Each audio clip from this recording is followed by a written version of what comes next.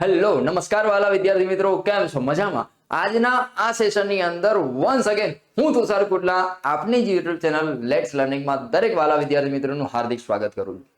આપણે ચાલી રહેલા જે બી હેતુલક્ષીના જે બી સેશન છે એમાંનો પાર્ટ 6 મતલબ કે લાસ્ટ સેશન. આજના સેશનની અંદર વાલા વિદ્યાર્થીઓ આપણે જે બી કોઈ કોન્સેપ્ટ એવો હતો કે જે બાકી રહી ગયો હતો, બરાબર, બચી ગયેલા જેટલા બી કોન્સેપ્ટ છે એને આજે આપણે કવર કરીશું. તો આજનો જે બી સેશન છે એ દરેક વાલા વિદ્યાર્થીઓ જે ધોરણ 10 ની અંદર અભ્યાસ કરે છે એમના માટે સૌથી વધારે મહત્વપૂર્ણ સાબિત થવાનું છે.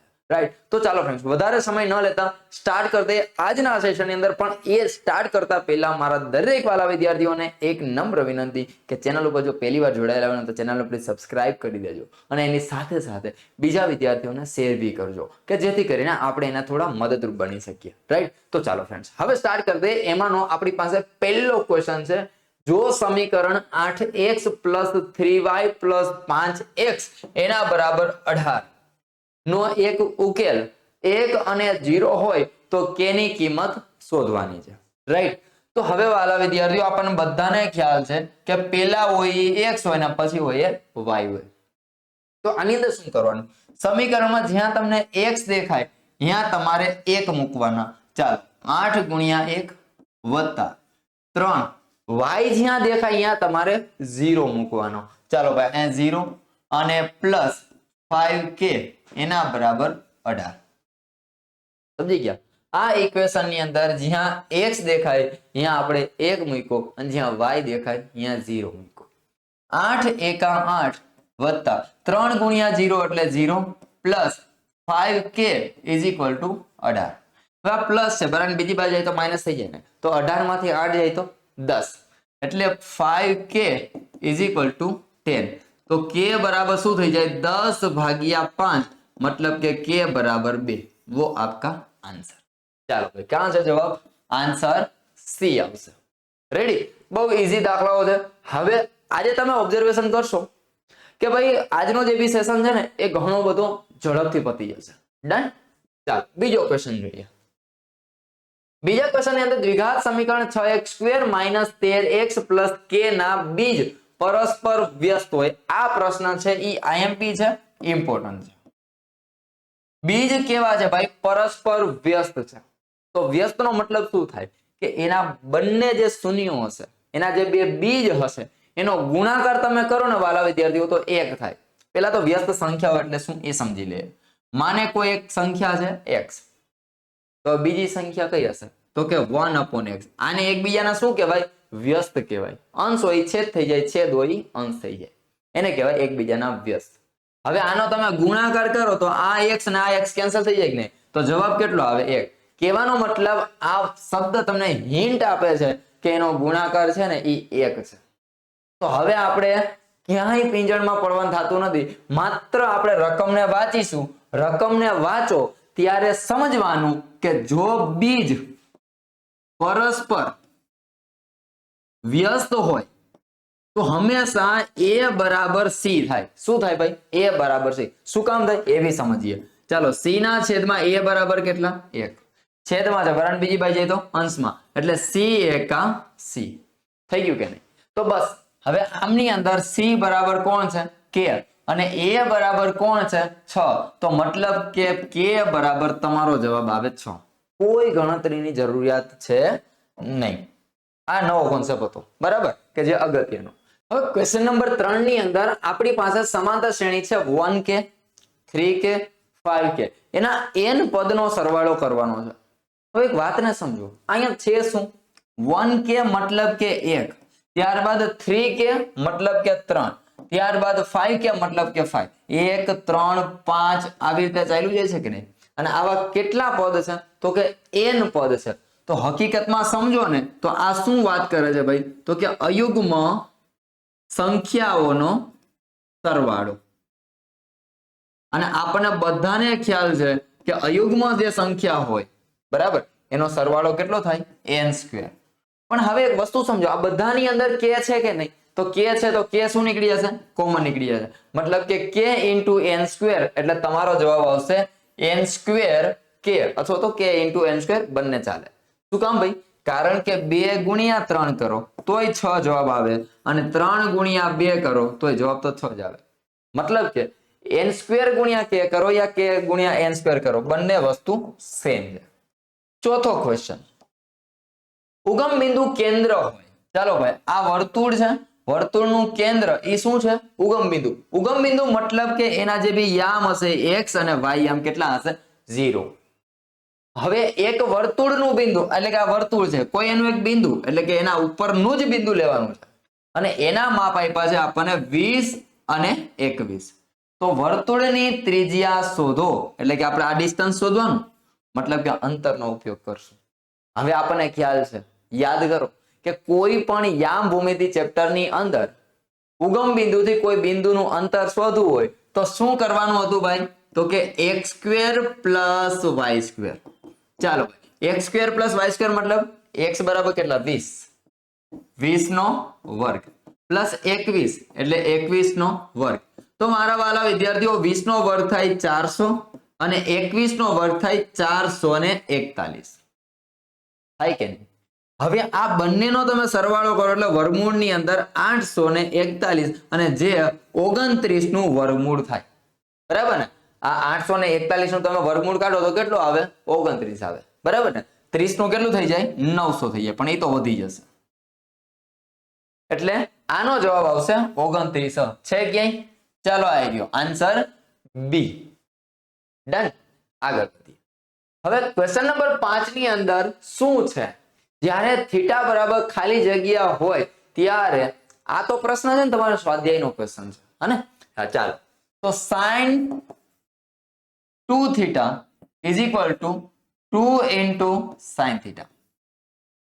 હું તો એમ કહું છું કે આ ટાઈપનો પ્રશ્ન હોય ત્યારે તમારે ઓપ્શન ઉપર જવાય. એકમાં તમારે આપ્યું છે 60, એકમાં આપ્યું છે 0, એકમાં આપ્યું છે 30 અને એકમાં આપ્યું છે 45. કરું હું અહીંયા? ચાલો સમજીએ. આ sin પહેલા હું ઓપ્શન લઉં છું બી. બરાબર? તો 2 ગુણ્યા થીટાની જગ્યાએ કેટલા મૂકવાના? તો કે 0. તો હવે વાતને સમજો. sin 2 * 0 એટલે 0. sin 0 ની કિંમત કેટલી થાય? 0 થાય. ડાબી બાજુનું માપ કેટલું મળે છે? 0. હવે આનું સાદુરૂપ આપીએ. જમણી બાજુની અંદર 2 ગુણ્યા sin 0. 2 ગુણ્યા sin 0 ની કિંમત 0. તો 2 ગુણ્યા 0 કરો તો શું થઈ જાય? 0. કહેવાનો મતલબ કે અહીંયા તમે થીટાની જગ્યાએ જો તમે 0 મૂકશો તો જ તમે આવી રીતે ડાબી બાજુ બરાબર જમણી બાજુ કરી શકશો. અધરવાઇઝ બીજી એક પણ જગ્યાએ ડાબા બરાબર જબા થશે નહીં. રાઈટ? તો ચાલો આ પ્રશ્નને આ રીતે સોલ્વ કરીશું. ત્યારબાદ નેક્સ્ટ આગળ વધીએ. છઠ્ઠો ક્વેશ્ચન. પ્રથમ 10 પ્રાકૃતિક સંખ્યાઓનો મધ્યક. બોર્ડની પરીક્ષામાં દરેક પેપર સેટરને મનગમતો આ પ્રશ્ન છે. ચાલો, n પ્રાકૃતિક સંખ્યા, એનું ફોર્મ્યુલા થાય n + 1/t. ઘણીવાર સૂત્ર પૂછેલું છે, ઘણીવાર આ રીતે પ્રશ્ન પૂછેલો છે. સ્ટાન્ડર્ડ ઓર બેઝિક બંનેની અંદર આ પ્રશ્ન અગત્યનો છે. IMP છે એટલે આને યાદ રાખવાનું થાય છે. કેટલી પ્રાકૃતિક સંખ્યા ભાઈ? તો કે 10. તો 10 + 1/2 એટલે 10 ને 1 11/2 એટલે કેટલા થઈ જાય ભાઈ? 5.5. મતલબ કે 5.5. ચાલો, ક્યાં દેખાય છે? 5.5. હા, આન્સર એ જાય છે ને ફટાફટ. કહેવાનો મતલબ જેટલા આપણા કોન્સેપ્ટ ક્લિયર હશે એટલું ધડાધડ પ્રશ્નો ઉડશે. હવે 7મો ક્વેશ્ચન. મજાનો ક્વેશ્ચન આવ્યો. જો પાછો લસા અને ગુસા પાડો. તમને કંઈક લસા અને ગુસા આપ્યો. લસા કેટલો આપ્યો છે? તો આપણને ખ્યાલ છે, એક ફોર્મ્યુલા છે, લસા ગુણ્યા ગુસા બરાબર સંખ્યાઓનો ગુણાકાર. થાય કે નહીં? લસા તમને આપ્યો છે 36. કેટલો આપ્યો છે? અને એને ગુણ્યા ગુસા આપ્યો છે આપણને 2. એના બરાબર તે બે સંખ્યા એટલે કઈ બે સંખ્યા? તો કે x અને 18. x ગુણ્યા 18. આવું થાય કે નહીં? હે ને?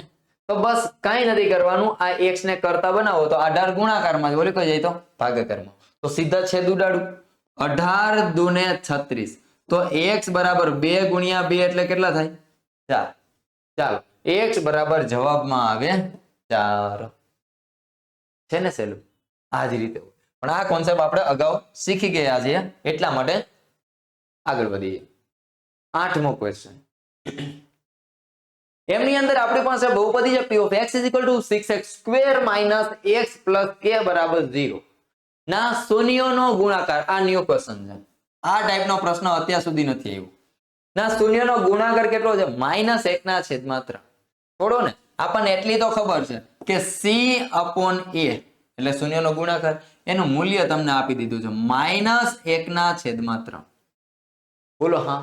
તો હવે આમની અંદર c એટલે કોણ?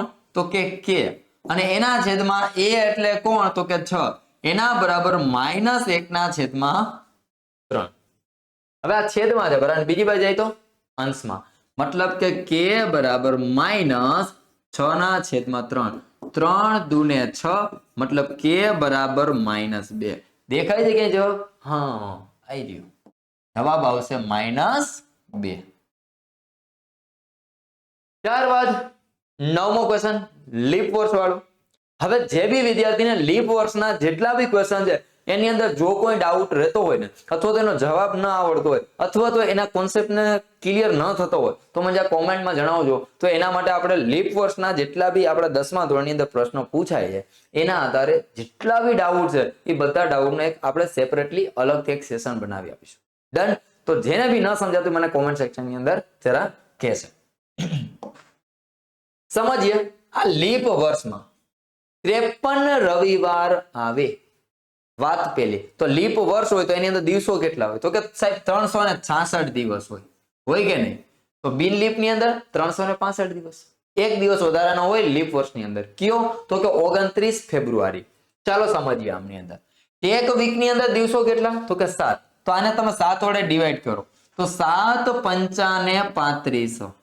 એક વિધા ઉપરથી ઉતારો 6. 7 દુને 14 વધે કેટલા? 2. આને કહેવાય લોચો. શું કહેવાય ભાઈ? 2 દિવસનો લોચો છે. લોચાના છેદમાં 7 મતલબ કે આપનો જે આન્સર છે એ આવશે 2 ના છેદમાં 7. દેખાય છે? હા 2 ના છેદમાં 7 થઈ ગયું સોલ્વ. તો આ રીતે આપણે પ્રશ્નોને સોલ્વ કરી દેવાનો અને આપણો ટાઈમ બચાવી લેવાનો. 10મો ક્વેશ્ચન. વાહ ભાઈ વાહ. કોષ્ટક આધારિત પ્રશ્નો. દરેક વિદ્યાર્થીઓને કીધેલું છે ભાઈ કે જે ત્રિકોણમિતિનું જે કોષ્ટક છે એને વ્યવસ્થિત રીતે યાદ કરી લેવાનું છે. ચાલો સમજીએ. sin આલ્ફા બરાબર 1 ના છેદમાં 2. એ શું કહેવા માંગે છે ખબર છે? sin થીટા ની અંદર 1 ના છેદમાં 2 ક્યારે આવે? 0. 1 ના છેદમાં 2 0 30 મતલબ કે આલ્ફા બરાબર 30. થીટાનું મૂલ્ય જ્યારે 30 હોય ને ત્યારે એની કિંમત છે ને 1 ના છેદમાં 2 આવે. બોલો હા. ત્યારબાદ હવે cos બીટા. cos બીટા બરાબર પણ 1 ના છેદમાં 2. તો હવે cos ની અંદર 1 ના છેદમાં 2 ક્યારે આવે? તો કે 60 હોય ત્યારે. એટલા માટે બીટા બરાબર કેટલા આવશે? 60. ચલો થઈ ગયું. આલ્ફા મળી ગયા, બીટા મળી ગયા. તમારે જોઈએ છે આલ્ફા પ્લસ બીટા. મતલબ કે આલ્ફા પ્લસ બીટા બરાબર 60 પ્લસ 30 એટલે આપનો જવાબ છે 90. ચાલો રેડી છે ભાઈ? સમજાઈ ગયું? આગળ વધીએ.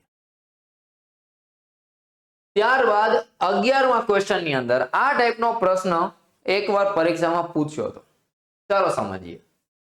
રેખા L એટલે કે આ એક વર્તુળ છે. એમાંથી એક એટલે કે વર્તુળમાંથી એક પસાર થાય છે એક રેખા. ઓ કેન્દ્રિત વર્તુળ એટલે કે આ ઓ કેન્દ્ર છે અને એની r ત્રિજ્યા છે એટલે કે મતલબ કે આ r ત્રિજ્યા છે. વર્તુળને ટી બિંદુએ સ્પર્શે છે. સ્પર્શે છે, જો ચોખ્ખું લખ્યું છે સ્પર્શે છે. ચલો ભાઈ હવે અહીંથી આમ પસાર થાય છે અને અહીંયા ટચ થાય છે અને કયા બિંદુએ સ્પર્શ કરે છે ભાઈ? તો કે ટી બિંદુએ. આ રેખાનું નામ શું છે ભાઈ? તો કે L નામની રેખા છે.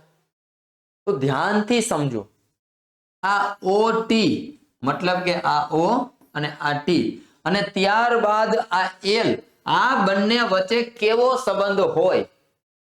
લેસ ધેન હોય, ગ્રેટર ધેન હોય કે લંબ હોય?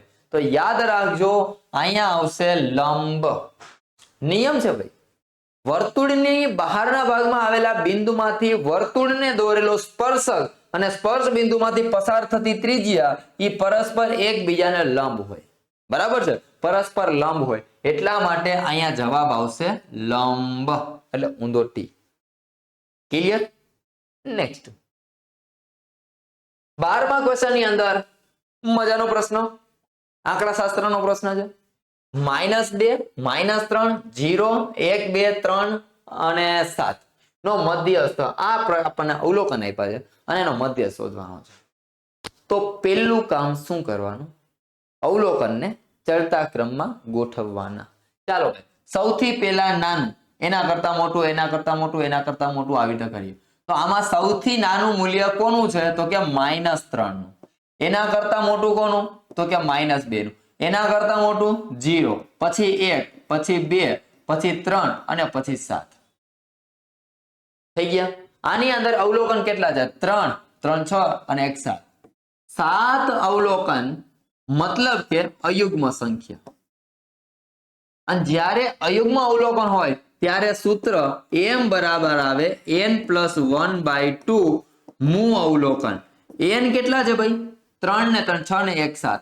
7+1/2 મૂ અવલોકન એટલે 8/2 એટલે 4 મૂ અવલોકન. ચાલો ભાઈ, 4 મૂ અવલોકન કોણ છે?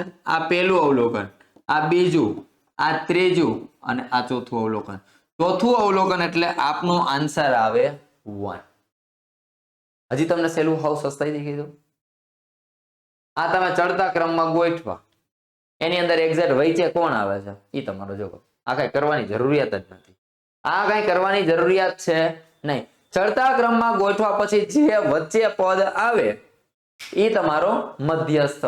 સાહેબ 2 અવલોકન આવે તો 2 નો સરેરાશ લેવાનો, એટલે સરેરાશ લેવાનો મતલબ 2 નો સરવાળો ભાગ્યા 2. તો આનો જવાબ આવશે +1. 13મો ક્વેશ્ચન. ગુસા તમને આપી દીધો છે અને આપણે કે ની કિંમત શોધવાની છે. ચાલો 65 અને 117 આ સંખ્યાઓનો પહેલા આપણે ગુસા શોધવો પડશે. ચાલો ગુસા શોધીએ. 65 બરાબર થાય 13 5 ને 65 અને 117 નો મતલબ થાય 13 9 117. આવું થાય કે નહીં? ગુસાનો નિયમ શું હતો ભાઈ? બંને અવિભાજ્ય અવયવોમાં જે સરખું હોય એને એકવાર લખવાનું. ચાલો ભાઈ, આમની અંદર અને આમની અંદર એકવાર આવે છે તો કે હા, તો એકવાર લખો. તો આને જ કહેવાય તમારો ગુસા. પણ જોઈ લો, ગુસાનું મૂલ્ય તમને ઓલરેડી આપી દીધું છે. કેટલું? તો કે 3k - 2 બરાબર 13. તો માઇનસ છે બરાબર, બીજી બાજુ તો પ્લસ, એટલે 3k બરાબર 13 ને 2 15. 3 ગુણાકારમાં બરાબર, બીજી બાજુ જાય તો ભાગાકારમાં. 3 5 ને 15 k બરાબર 5 થાય. વાહ ભાઈ વાહ, તો ખરા ખોટું છે? તો આપેલ વિધાન કેવું બને ભાઈ? સાચું. ખબર પડી શું કામ સાચું બન્યું? યાર નેક્સ્ટ આગળ વધીએ. 14મા ક્વેશ્ચન ની અંદર p of x = x³ - x. આમની અંદર વાસ્તવિક શૂન્યોની સંખ્યા 3 છે. હવે જો આમની અંદર મોટામાં મોટી જેટલી ઘાત હોય એટલા એના શૂન્ય હોય. તો કે હા, આમની અંદર મોટા મોટી ઘાત કેટલી છે ભાઈ? તો કે 3 છે. અને એટલા માટે જ એના શૂન્યોની સંખ્યા કેટલી આવે? 3. અને એટલા માટે આપેલ વિધાન કેવું બને ભાઈ? તો કે સાચું. ત્યાર 15મો ક્વેશ્ચન. 7x + 10y બરાબર 16. એની નીચે આપણે બીજું સમીકરણ લખીએ. 3x + 30/7y એના બરાબર 48/7. વાતને સમજો ખાસ. અહીંયા આપણને એવું કીધું છે કે આ સંપાતી રેખાઓ છે. તો હવે વસ્તુને સમજો. સંપાતી રેખા ક્યારે હોય? તો કે 3 એ 3 પદના ગુણોત્તર જ્યારે સરખા હોય ત્યારે. તો તમારી પાસે બે રસ્તા છે કે ભાઈ કાં તો આનો ગુણોત્તર શોધો અને કાં થોડુંક લોજિક લગાવો. ચાલો હવે અહીંયા મારે છેદમાં જે 7 7 દેખાય છે ને એને મારે કાઢી નાખવા છે. તો 7 7 કાઢી નાખો તો મતલબ શું થાય? હું આખા સમીકરણને હું 7 વડે ગુણી નાખું તો કામ પતી જાય કે નહીં? તો આ અંશ અને આ છેદ કેન્સલ થઈ જાય, આ અંશ અને આ છેદ કેન્સલ થઈ જાય. તો જોઈએ આપણે ગુણ્યા. ચાલો 7 × 3 એટલે 7 તેરી ને 21x. 7 ગુણ્યા આપડા જે 7 છે એ બે કેન્સલ થઈ જશે એટલે વત્તા કેટલા વધશે? 30y. એના બરાબર આ 7 ને આ 7 પાછા કેવા થઈ જાય? કેન્સલ. એટલે જવાબ કેવો આવશે? 48. સમજણ પડી? કદાચ જો આની અંદર કન્ફ્યુઝન રહેતું હોય બરાબર, તો આપણને આમાં મજા ન આવી, મને ના આવી, તો આપણે એ પ્રમાણે નહીં કરીએ, આપણે આ રીતે કરીએ. ચાલો હવે આના છેદમાં કાંઈ નથી એટલે કેટલા છે ભાઈ? 1 છે. અહીંયા કેટલા છે? 7 છે. 1 7 અને 7 એ બંનેનો લસા કેટલો? 7 જ આવે ને. અહીંયા મારે 7 જોતા હોય 7 વડે ગુણવા પડે તો ઉપર 7 વડે ગુણવાના. 7 તેરી ને 21x પ્લસ 30 ગુણ્યા y એટલે 30y એના બરાબર 48. બધાના છેદમાં 7 ઉડી ગયા. શું કામ? બેયના છેદ હરખા હોય તો ઉડી જ જાય ને, કેન્સલ થઈ જાય. હાલો હવે આપણી પાસે આ સમીકરણ છે તો આ સમીકરણને તમે 3 વડે ગુણી નાખો એટલે શું થાય? 3 7 ને 21x પ્લસ 10 તેરી ને 30y એના બરાબર 16 તેરી ને 48. જોઈ લો બે સમીકરણ સેમ બની ગયા. સેમ બની ગયા એટલા માટે જ એ સમપાતી રેખાઓ છે. બરાબર, આમ જ હોય. આગળ વધ્યા 16મો ક્વેશ્ચન. આપેલ વિધાન કેવું છે ભાઈ? ખોટું. આપણે આ વારંવાર આવી ગયા એટલે આના ઉપર હવે વાતચીત કરવાની થતી નથી. જો કોઈ સમાંતર શ્રેણી an બરાબર 6n પ્લસ 11 હોય તો એ 20 શોધો. કાંઈ કરવાનું નથી. જ્યાં તમારે n દેખાય અહીંયા તમારે 20 મૂકવાના છે. 6 ગુણ્યા 20 વત્તા 11. 6 દુ 12 એટલે 120. 120 પ્લસ 11 20 30 અને 31 એટલે 131. 20મા પદનું મૂલ્ય હશે 131. રેડી? નેક્સ્ટ 8મા ક્વેશ્ચન ની અંદર આપણી પાસે કઈક આકૃતિ આપેલી છે અને આકૃતિમાં એવું કહે છે કે PQ છે એ શું કહેવાય? તો આપણને બધાને ખબર છે કે વર્તુળ પરનું જે બિંદુ છે એમાંથી એક પસાર થતી રેખા છે. મતલબ કે આ જે PQ છે એક સ્પર્શ કરે છે, છેદતું નથી. મતલબ કે આ જે બી છે એને આપણે કહેશું સ્પર્શક. બરાબર ને? કયા બિંદુએ સ્પર્શ કરે છે ભાઈ? તો કે એ બિંદુએ સ્પર્શ કરે. કદાચ જો માની લો કે આવી રીતે આમ પસાર થતું હોત અને બીજો તમને પ્રશ્ન પૂછ્યો હોય આ જ પ્રશ્ન પણ આવી રીતે રેખા પસાર થતી હોત તો શું કે? તો આને કે તમે છેદિકા. શરત એટલી છે વર્તુળ ઉપરથી પસાર થતું હોય તો એને સ્પર્શક કહેવાય, વર્તુળ માંથી પસાર થતું હોય તો એને છેદિકા કહેવાય. ચાલો બરાબર છે, આગળ વધીએ. પાસાને એક વખત ઉછાળતા 6 નો અંક આવે તેની સંભાવના કેટલી? ઘણા વિદ્યાર્થી આની અંદર શું કરે વાતને સમજો. પાસાને કેટલી વખત ઉછાળવામાં આવે છે વાલા વિદ્યાર્થીઓ? એક વખત. એટલે પરિણામ મળે કાં 1 કાં 2 કાં 3 કાં 4 કાં 5 અને કાં 6. એના ઉપર શું પૂછ્યું છે? 6 મળે ને એની સંભાવના. એટલે કાંઈ ન કરે, સીધે સીધો આમ કરે 6 ના છેદમાં 6. 6 ભાગ્યા 6 એટલે જવાબ આવે 1 અને એમની અંદર પાછું આમ આમ ઊંચું કરે આમ કહો હા મને જવાબ આવડી ગયો. અરે મારા ભાઈ આવું ના હોય. આ 1 2 3 4 5 અને 6 ઈ 6 ની અંદર જે છગડો છે એ કેટલી વાર આવે છે? તો કે સાહેબ એક જ વાર આવે છે. મતલબ કે 1 ના છેદમાં 6 આ તમારો જવાબ બને. ચાલો રેડી છે ભાઈ? તો ખાસ ધ્યાન રાખજો આવી ભૂલ તમારાથી ન થઈ જાય એનું ધ્યાન રાખવાનું થાય છે. ચાલો નેક્સ્ટ આગળ વધીએ. 20મો ક્વેશ્ચન. વાહ, મજાનો પ્રશ્ન બની શકે ને, આંકડા શાસ્ત્રમાં કઈક પ્રશ્નો છે. હવે એમની અંદર આપણને એવું પૂછે છે કે ભાઈ નીચે આપેલ આવૃત્તિ વિતરણના બહુલક વર્ગની અધઃસીમા. પહેલા તો એ શોધી જ લઈએ. ચાલો આમાંથી મોટામાં મોટી આવૃત્તિ ક્યાં દેખાય છે ભાઈ? આ 17. 17 ની સામેનો જે વર્ગ છે એને કહેવાય બહુલકીય વર્ગ અને બહુલકીય વર્ગની જે અધઃસીમા છે એને શું કહેવાય? 30. મતલબ કે એ આવી ગયા. આ છે આપણી માટે અધઃસીમા બહુલકીય વર્ગની. બહુલકીય વર્ગની અધઃસીમા. હવે બીજો પ્રશ્ન, મધ્યસ્થ વર્ગની ઉર્ધ્વસીમા. તો હવે પેલો મધ્યસ્થ વર્ગ શોધવો પડે ને. તો પેલા તો મધ્યસ્થ વર્ગ કહેવાય કોને એ આપણે પેલા ધ્યાનથી સમજી લઈએ. ચલો ચલો ચલો ભાઈ ચલો. આપણે કોને લઈએ? તો કે બ્લેક. હાલો હવે સંચય આવૃત્તિ પેલા મેળવવી પડે. સંચય આવૃત્તિ મેળવો તો જ તમને મધ્યસ્થ વર્ગ મળે, અધરવાઇઝ ના મળે. ચાલો પેલા તો આપણે સરવાળો કરીએ. પેલા 8 એમનો 12 ને 8 કેટલા થશે? 20. 20 ને 10 30. 30 ને 40 ને 7 47. 48 49 ને 50. ચાલો થઈ ગયા 50. મતલબ કે n બરાબર 50. તો n/2 બરાબર કેટલા થાય? 25. ચેક કરો આ 25 નો સમાવેશ ક્યાં થાય છે? તો કે અહીંયા થાય છે. તો એની સામેનો જે વર્ગ હોય આ વર્ગને કહેવાય મધ્યસ્થ વર્ગ. મધ્યસ્થ વર્ગની શું લેવાની છે ભાઈ? ઉધ્વ સીમા લેવાની છે, એટલે કે આવડી આ સાઈડ લેવાની છે. ચાલો બરાબર છે. ઉધ્વ સીમા મતલબ કે આ જે બ્લુ કલરનો જે ભાગ દેખાય છે તે. તો હવે વાલા વિદ્યાર્થીઓ તમારે બ્લુ કલરનો ભાગ અને એની સાથે સાથે રેડ કલરનો જે ભાગ દેખાય છે આ બંનેનો કરવાનો છે તમારે સરવાળો. ચાલો કોણ છે ભાઈ? 30 પ્લસ 30.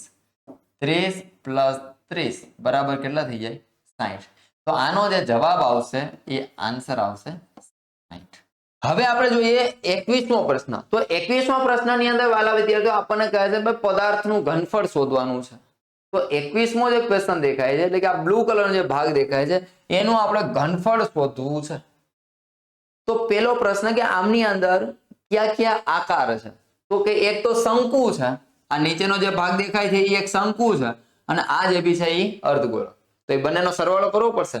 તો શંકુનું ઘનફળ થાય 1/3 pi R square H plus ઉપર જે અર્ધગોળક છે તે એનું ઘનફળ થાય 2/3 પાઈ આર ક્યુબ.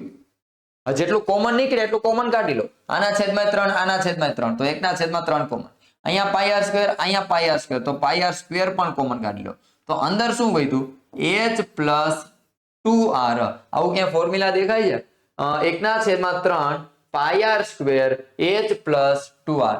મતલબ કે પહેલો ક્વેશ્ચન છે એનો જવાબ આવશે સી. ચાલો બરાબર છે ભાઈ. ત્યારબાદ બીજો ક્વેશ્ચન પદાર્થની કુલ સપાટીનું ક્ષેત્રફળ, જે તમને આ રેડ કલરનો ભાગ દેખાય એની કુલ સપાટીનું ક્ષેત્રફળ શોધવાનું થાય છે. તો સમજો આ વાતને. આમની અંદર આ જે ભાગ છે એ શું છે? તો કે નળાકાર છે. અને ઉપર જે આ દેખાય છે એ કોણ છે? તો કે અર્ધગોળક છે.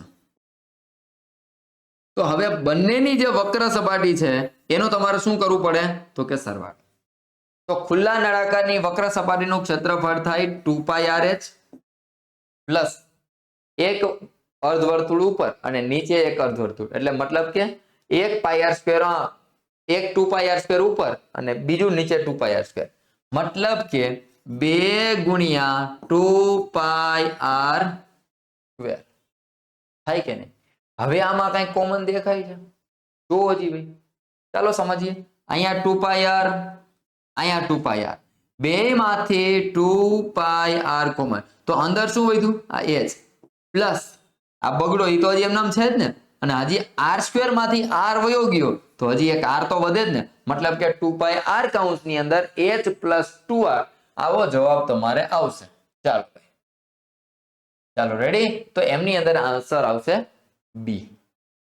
તો આ રીતે પણ પ્રશ્ન ઘણીવાર વારંવાર પૂછી લે છે. બરાબર. તો આગળ વધીએ.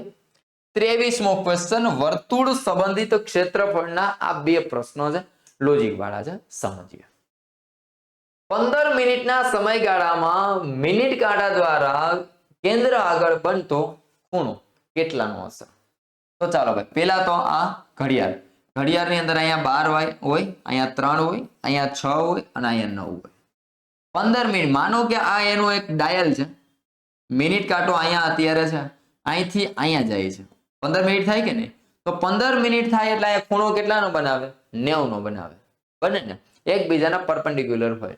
અથવા તો એમ ખબર ના પડે તો આવી રીતે આપણને એટલી જ ખબર પડે ને, એક સીધી રેખા હોય તો અહીંયા 180 નો ખૂણો હોય. 180 ના બે ભાગ પાડો તો માપ કેટલાનું થઈ જાય?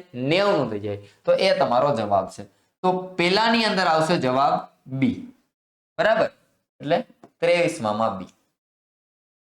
આટલું ક્લિયર થઈ ગયું?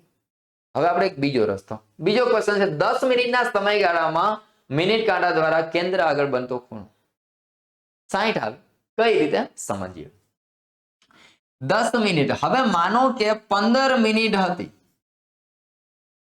15 મિનિટ એ તો આપણે શોધ્યું જ ને. 15 મિનિટ માટે કેટલો ખૂણો છે? 90 નો છે.